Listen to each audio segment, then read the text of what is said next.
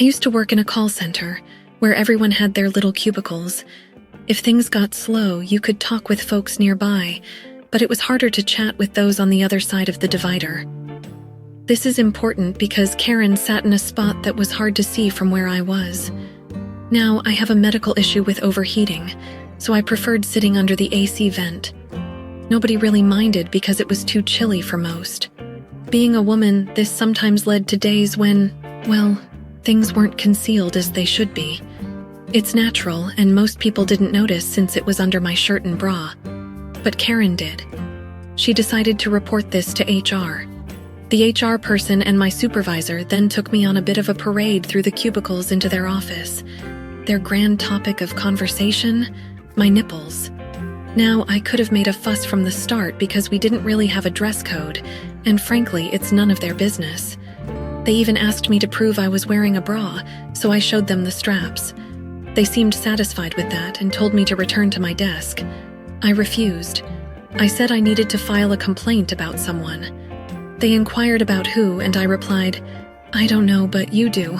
I want to report whoever's been staring at my breasts all day. Now that I'm aware of someone gawking, it feels like a hostile work environment." They brushed it off initially, thinking I was joking, until I added, "If you don't address this with them, I'll escalate this matter and report you for making me show my bra." They walked me back to my desk, and guess who was sitting there looking rather pleased with herself? Karen. But not for long, as they escorted her to the HR office instead. I don't know what went down in there, and honestly, I didn't care. They'd done their part by talking to her. My main goal was just to figure out who was responsible. Since it was a slow day, my coworkers started asking about the whole scene. You know, office gossip. I told them exactly what had gone down and mentioned that Karen must have some special interest in my chest since she noticed. Everyone else confirmed they hadn't even noticed.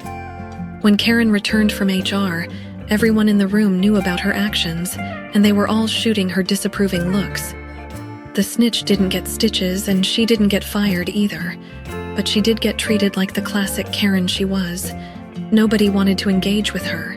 Whenever she tried to join conversations, people would suddenly fall silent and turn away. Some folks even did those loud whispers, making comments like, "Shh, don't say anything, she might report you." About 2 weeks later, Karen quit. This is a story about some sneaky revenge that I didn't plan, but I had a front row seat to enjoy. I went to our local store to buy some groceries. While waiting in line to pay, there was a lady named Karen ahead of me. She was talking on her phone, loudly complaining about how the store didn't have what she wanted, especially toilet paper. While paying, she badmouthed the store and its workers, barely acknowledging the cashier. After paying, she left angrily. As the cashier started scanning my items, he noticed that Karen had left behind a package of chicken she had paid for. He calmly called out, "Excuse me, ma'am? You forgot your chicken." He pretended to look around, then shrugged and said, "Well, she's gone. Do you want this chicken for free?" Getting a taste of revenge through free chicken was quite satisfying. While vacationing with my mum, 71F in Europe, she shared a tale that I've got to share with all of you. Background: Mum is super nice to strangers, even pushy salespeople. I often have to rescue her from them since she hates being rude. Dad passed a few years ago at 81. He was born in Egypt and spoke French and Arabic fluently. He learned English when he moved to the US. Years back, before they had kids, they visited Paris.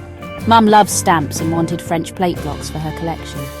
She left Dad napping and went to a nearby post office, ready to spend $300, $400. She waited in a long line. When she got to the counter, the lady there said she didn't know English. So Mum waited for another employee. The second one was rude, saying they were out of stock and more, being nasty. Mum was nearly in tears. Upset, she woke Dad and took him to the post office. Dad, fluent in French, helped. He told the rude lady that Mum wanted plate blocks of every stamp design. The lady did it, removing the blocks from sheets. Now removing plate blocks means the rest of the stamps need to be counted by hand. When the rude lady had a stack of plate blocks, one of each design, Mum turned to Dad and said, "I've changed my mind." That woman missed a big sale due to her rudeness. Plus, she had to spend 30, 60 minutes hand-counting stamps after closing. I'm really proud of my polite mom right now. This tale dates back about a decade. There was a coworker named Karen who had spent nearly 15 years in the company. Her official title was project manager, but she mostly handled office tasks and miscellaneous internal projects. These tasks aimed to enhance office efficiency, though none were critical. Among these projects, one turned out to be more significant and was reassigned to me. Karen strongly disliked this change and consistently obstructed my progress. As a result, the project faced delays and higher-ups were unhappy. When I mentioned Karen's uncooperativeness due to information hoarding, she swiftly transformed into a picture of sweetness. She claimed to be putting in extra effort to assist me and suggested that I lacked an understanding of the project. Nevertheless, I persevered. However, a round of layoffs occurred, and Karen was among those affected. Because of her lengthy tenure, she received a 3-month severance package and extended benefits. The company chose an unusual approach, issuing monthly severance checks instead of a lump sum. However, she was required to sign a non-disclosure agreement and a non-disparagement agreement during her departure. Furthermore, she had to confirm the return of all company materials and files. When I tried to retrieve files related to the project, I found everything wiped out. Karen had deleted all the data. Back then, we didn't rely on tools like Teams or Google Drive. Our documents were stored on a shared network drive, making data recovery less straightforward. Notably, Boomer Karen had the habit of using her work email for her personal accounts, including LinkedIn. Additionally, company policy dictated that the emails of departed employees would be forwarded to their department heads for a few months. Leveraging this information, I reached out to Karen through LinkedIn with a message. "Hi Karen, I heard about your departure. I hope you can make the most of your time now. I tried to access some of the files, but they seem to have vanished. Do you happen to have backups that you could share?" When she replied, her response was also forwarded to her old email, which in turn reached the department head. Her message read, "Don't play nice. I wouldn't be surprised if you played a role in my firing. Good luck recovering those files. I deleted everything. Screw you." When HR saw her admission in writing that she had deleted everything, it was clear that this action violated the severance agreement. As a consequence, all severance payments were promptly halted. Oh, so sorry, Boomer. Please like and subscribe for more videos like this one. Thank you.